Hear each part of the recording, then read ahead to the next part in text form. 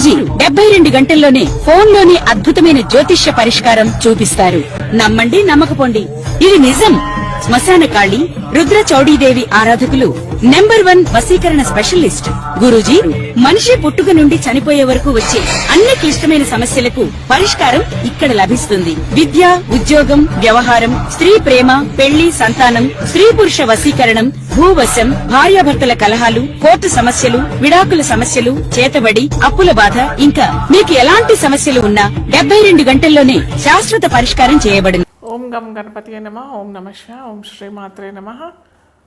హయగ్రీవాయ నమ. అందరికీ నమస్కారం.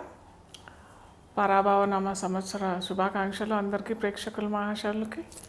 అయితే ఈరోజు మనము డిస్కస్ చేసుకునే టాపిక్ ఏంటంటే శని అస్తంగత్వం.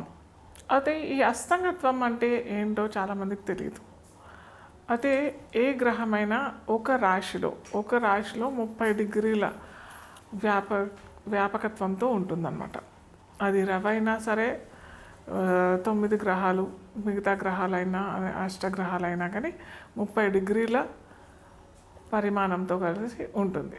అయితే ఏ గ్రహమైనా రవికి అతి సమీపంలో దగ్గరలో వచ్చి ఆ వచ్చిన గ్రహం కనుక అతి సమీపంలో అంటే చాలా దగ్గరగా వచ్చేసేసి ఆ గ్రహం రవి నుంచి 10 డిగ్రీల లోపల అంటే ఉదాహరణకి రవి 20 డిగ్రీల్లో ఉన్నట్టయితే దానికి సమీప గ్రహము 20 డిగ్రీల లోపల అని అంటే ఒక 15 డిగ్రీలు లేదా 22 డిగ్రీలు అంటే అటు 20 డిగ్రీల నుంచి 30 డిగ్రీల లోపల అంటే 10 డిగ్రీలు వస్తుంది కదా. అలాగే 10 డిగ్రీల నుంచి 20 డిగ్రీల లోపల ఏదైనా గ్రహం అంటే ఉదాహరణ తరఫున నేను చెప్తా ఉన్నాను. ఆ గ్రహం కనుక వచ్చినట్టయితే అది అస్తంగత్వం పొందినట్టుగా మనం జ్యోతిష్ శాస్త్రంలో పరిగణిస్తాం. అయితే ఇప్పుడు మనకి శని మీనరాశిలో సంచరిస్తుంది, ఆ సంగతి అందరికీ తెలిసిందే. అలాగే శనితో పాటు రవి అంటే సూర్యుడు కూడా సంచరిస్తున్నాడు. సో ఈ శని రవి సూర్యుడికి అతి సమీపంలో వచ్చింది. ఈ వచ్చిన ఈ దాన్ని మనం ఏమంటామంటే ఇంతకుముందు చెప్పుకున్నాం కదా, 10 డిగ్రీల లోపల వచ్చినట్టయితే దాన్ని అస్తంగత్వం పొందుతుంది అని అంటాం. సో ఇప్పుడు శని రవి అతి సమీపంలో 10 డిగ్రీల లోపల మనకి రవి సంచారం శని పైన మీనరాశిలో జరుగుతుంది. అది ఏ సమయంలో ఉందంటే మార్చి 8వ తారీఖు నుంచి ఏప్రిల్ 22, 2026 దాకా ఈ సంగత్వం, ఈ రవి సంచారం అనేది జరుగుతూ ఉంది.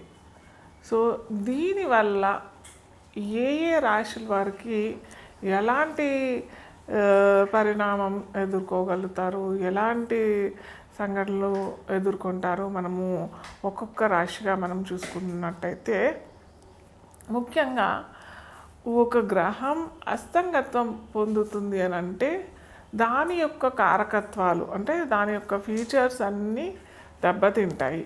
అంటే రవి ఉదాహరణకి మనము ఒక బంతి పెట్టామనుకోండి, ఒక బంతి పెట్టి పెద్ద బంతి దాని పక్కన ఒక చిన్న బంతి వచ్చిందనుకోండి, ఈ బంతి నీడలో ఈ చిన్న బంతి కనిపిస్తుందా?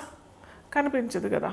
సో అలాగే ఇక్కడ ఏమైంది, సూర్యుడు పక్కన శని కూడా పెద్ద గ్రహమే, కానీ అన్నిటికంటే సూర్యమండలంలో మనకి రవి పెద్దదైన గ్రహం అంటే జ్యోతిష్ శాస్త్రంలో గ్రహంగానే పేర్కొంటాం.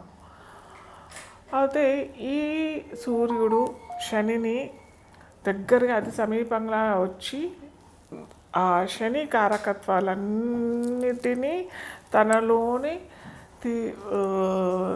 నిగుడికించుకుంటాడు కాబట్టి దీన్ని మనం అస్తంగత్వం అని పేర్కొంటాం. ఆ శని కారకత్వాలు అంటే ఏంటి? శని అందరికీ తెలిసిందే, కర్మకారకుడు, వృత్తికారకుడు, మన యొక్క కర్మాలన్నిటినీ దహింపజేసేవాడు శని.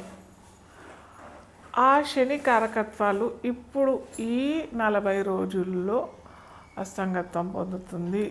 అంటే ఆ కారకత్వాలన్నీ కొద్దిగా తగ్గిపోతాయి. దీనివల్ల ఏమవుతుంది, దీనివల్ల ఏ రాశికి ఎలాంటి ఫలితాలు వస్తాయి, అది మనము ఇప్పుడు ఒక్కొక్క రాశిగా మనము చూసుకుందాం. సింహ లగ్నం వారికి మనము ఇప్పుడు చూసుకుందాం. సింహ లగ్నం తెలియని వారికి రాశి అని చూసినట్టయితే సింహ రాశికి అధిపతి ఎవరు? సూర్యుడు. సాక్షాత్తు మనకి 12 రాశులకి నవగ్రహాలకి అధిపతి అయిన సూర్యభగవానుడు. సో ఈ సూర్యుడు వల్లనే శని అస్తంగత్వం పొందుతున్నాడు. ఎక్కడ? మీనరాశిలో అస్తంగత్వం పొందుతున్నాడు.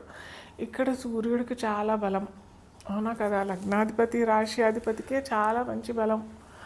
అతను అనుకున్నది నెరవేరుతుంది. ఉద్యోగ ఫలితాలు, ఉద్యోగ అవకాశాలు చాలా వస్తూ ఉంటాయి. కాకపోతే ఇక్కడ శని కర్మకారకుడు కాబట్టి కొద్దిగా డీలే చేసే అవకాశాలు ఉంటాయి. ఎందుకంటే సింహరాశికి సింహ లగ్నానికి రవి అష్టమంలో ఉంటాడు. సంచార రవి అష్టమంలో ఉంటాడు కాబట్టి కొద్దిగా ఉద్యోగ అవకాశాలు డీలే అయినా కానీ రిజల్ట్స్ బాగుంటాయి. ఎందుకంటే నెక్స్ట్ మేషరాశిలోకి వెళ్ళిపోతాడు కాబట్టి మేషరాశిలో వెళ్ళినప్పుడు రవి ఉచ్చలో పొందుతాడు కాబట్టి ఇప్పుడు మీరు ఎన్ని అప్లికేషన్స్ పెట్టుకుంటే అంత మంచిది. మీకు చక్కటి ఫలితాలు ఇస్తాడు. కొద్దిగా జాప్యం అవుతుంది, కొద్దిగా డీలే అవుతుంది, కొద్దిగా రిజెక్షన్స్ అవుతాయి. కానీ కంగారు పడకండి. ఇది మంచి అవకాశము, మిమ్మల్ని మీరు సరిదిద్దుకునే మంచి అవకాశము. ఎందుకంటే నెక్స్ట్ ఏప్రిల్లో మంచిగా రవి సంచారం జరుగుతుంది. అలాగే మనకి గురువు కూడా లాభంలో ఉన్నాడు కాబట్టి చక్కటి అవకాశాలు, చక్కటి ఫలితాలు వస్తాయి. కానీ కొన్ని రిజెక్షన్స్, కొన్ని ఆబ్స్టకల్స్, కొన్ని అవరోధాలు, కొద్ది అడ్డంకులు ఇవన్నీ జరుగుతాయి. జరిగిన తర్వాత మటుకు ఖచ్చితంగా మంచి ఫలితాలే లభిస్తాయి. సో మీరు చేసుకోవాల్సింది ఏంటంటే ముఖ్యంగా ఉద్యోగస్తులకి, వ్యాపారస్తులకి కూడా కొద్దిగా మీరు రెమెడీ చేసుకోవాలి. ఎందుకంటే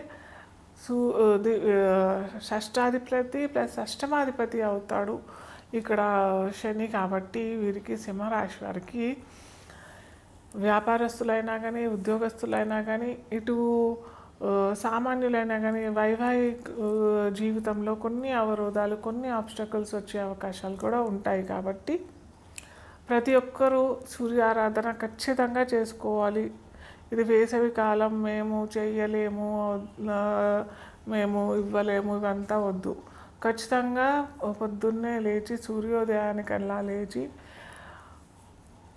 కాపర్ గ్లాస్లో లేదా రాగి పాత్రలో, ఎటువంటి పాత్రలో అయినా కొద్దిగా సింధూరం లేదా తేనె లేదా ఎరుపు రంగు పువ్వులన్నా వేసి సూర్యుడికి చక్కగా నమస్కారం చేసుకొని తర్వాత హనుమాన్ చాలీసా, శ్రీరామ జయ రామ జయ జయ రామ ఇది కనుక అనుకున్నారంటే మీరు అనుకున్న పనులన్నీ సమకూరుతాయి.